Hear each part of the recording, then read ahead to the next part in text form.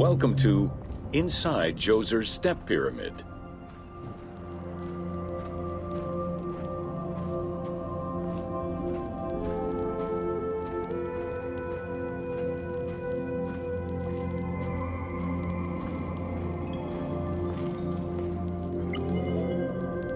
The architect of the Step Pyramid, Imhotep, was a man of great importance to Pharaoh Djoser and ancient Egyptians in general. The base of a statue of Djoser, discovered in 1926, celebrates Imhotep as a carpenter, sculptor, stonemaker, and chief of the seers. Little is known of Imhotep's day-to-day life. While he is credited for writing medical texts, it is for his role of architect that he is most famously known.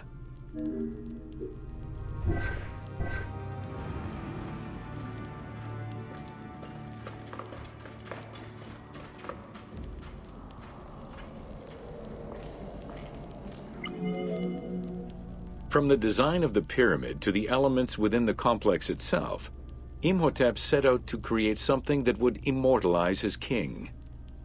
An architectural achievement, the Step Pyramid was made from stone blocks instead of mud brick.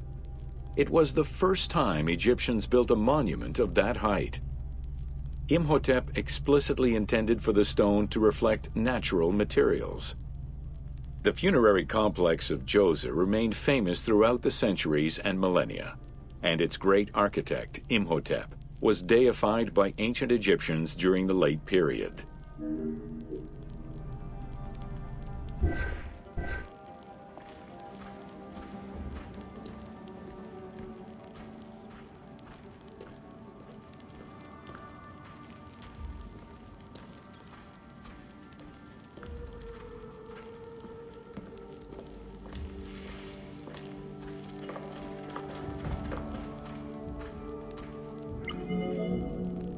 In addition to the central subterranean palace built for Djoser, 11 wells were dug.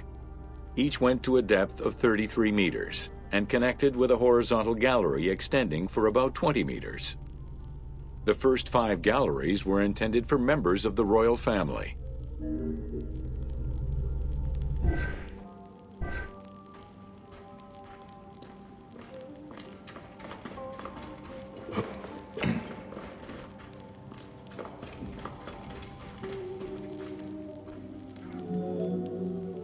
Two passages lead underground and branch off in 3 directions to various magazine galleries. This vast underground space accommodated sections for storage and ceremonial offerings. One of the tunnels, starting on the east side of the pyramid, contained 40,000 stone vessels, many of them belonging to the king's ancestors.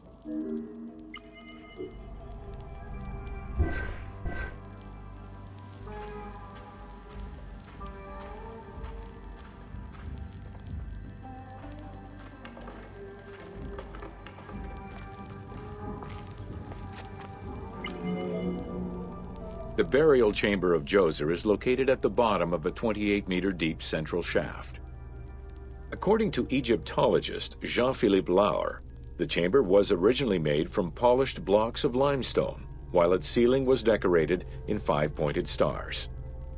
At some point, however, the limestone blocks were replaced entirely by pink granite blocks, leaving behind only fragments of limestone blocks decorated with stars.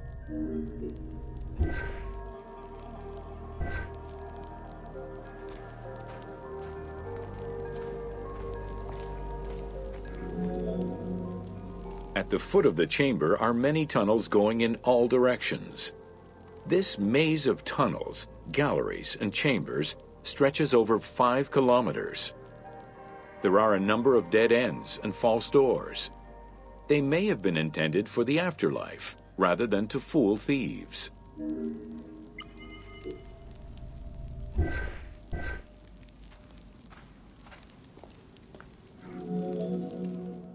Unlike the Great Pyramid of Giza, or Menkaure, the Pyramid of Djoser does not have any extra openings dug out by thieves. There was no need for them. Because of the easy access into the tunnels and along the corridors, thieves had little trouble clearing out the temples once inside.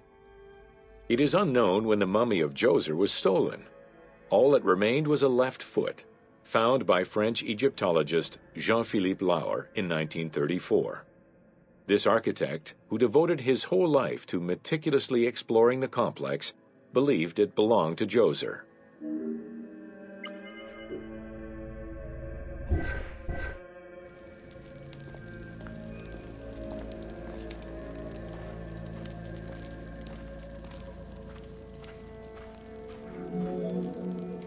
The pharaoh's apartments, also known as the blue chambers, are decorated with blue-green tiles meant to imitate the reed matting that covered the walls and windows of his palace.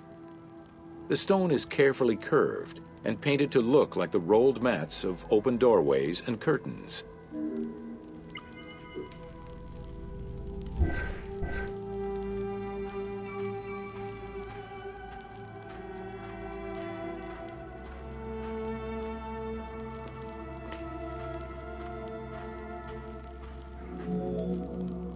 There are two long rooms running side by side along a north-south axis.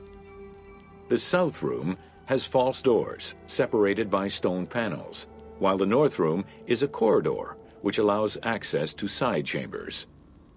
Nearby chambers originally housed the pharaoh's treasures.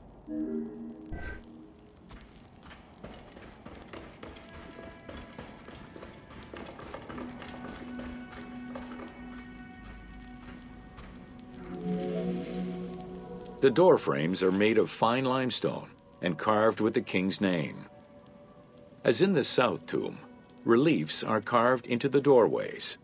These reliefs show the king performing rituals and visiting divine sanctuaries for all eternity.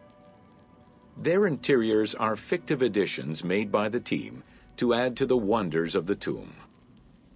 It is clear from the elaborate detail and scale of the complex that this funerary monument was a technological marvel of its time.